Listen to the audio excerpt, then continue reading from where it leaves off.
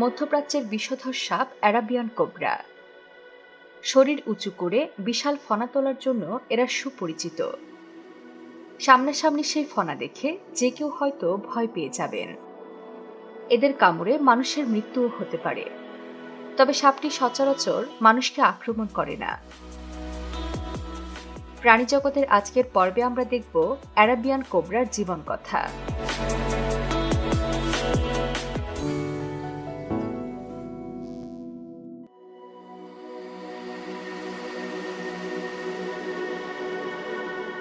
আরব উপসাগরের বিভিন্ন অঞ্চল জুড়ে অ্যারাবিয়ান কোবরা খুঁজে পাওয়া যায়।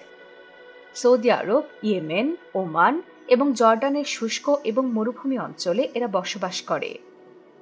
এই প্রাণীটি মরুভূমির কঠিন পরিবেশের সঙ্গে দারুণভাবে খাপ খাইয়ে নিয়েছে। এরা দিনের বেলা উচ্চ তাপমাত্রা থেকে রক্ষার জন্য পাথরের আড়ালে আশ্রয় নেয় এবং রাতে শিকার করে। অ্যারাবিয়ান কোবরা মূলত মধ্যম আকৃতির সাপ, যারা 4 থেকে 6.5 ফুট লম্বা হতে পারে।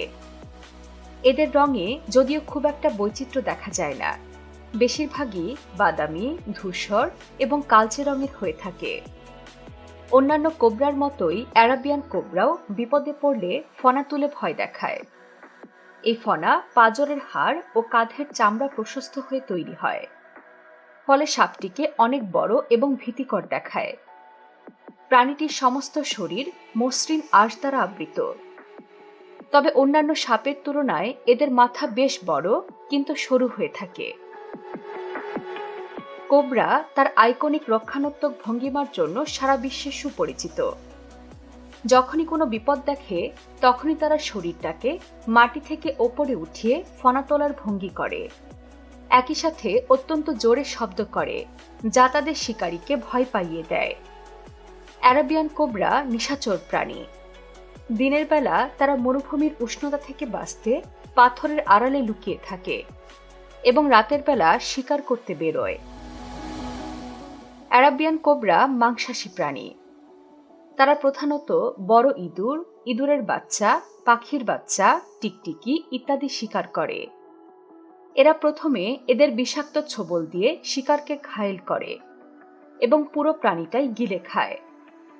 অন্যদিকে এই সাপটিও ঈগল, বাজপাখি বা বেজির শিকারে পরিণত হতে পারে। অ্যারাবিয়ান কোবরা নিঃসঙ্গ প্রাণী এবং এরা সাধারণত একাই বসবাস করে। এরা অন্যদের সংস্পর্শে আসে প্রজননের জন্য। স্থান ও আবহাওয়া ভেদে এদের প্রজনন মৌসুম প্রভাবিত হয়। এই মৌসুমে পুরুষ কোবরা নানাভাবে শরীর নাচিয়ে নারীদেরকে আকর্ষণ করার চেষ্টা করে। জোড়া গঠন হয়ে গেলে এরা শারীরিকভাবে মিলিত হয়। এরপর নারীরা 8 থেকে 20টা পর্যন্ত ডিম পাড়ে। কয়েকদিন ডিমে তা দেওয়ার পর ডিম ভেঙে বাচ্চা বেরিয়ে আসে। বাচ্চারা জন্মের পর থেকেই স্বাধীন জীবনযাপন করে এবং তাদের বাবা মার যত্নের প্রয়োজন হয় না।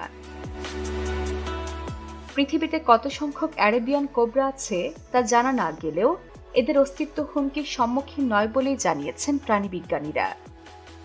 বন্য পরিবেশে এদের আয়ুষ্কাল প্রায় কয়েক দশক। পৃথিবীর বৈচিত্র্যময় প্রাণীদের সম্পর্কে নানা বিস্ময়কর তথ্য জানতে সাবস্ক্রাইব করুন প্রাণীজগৎ।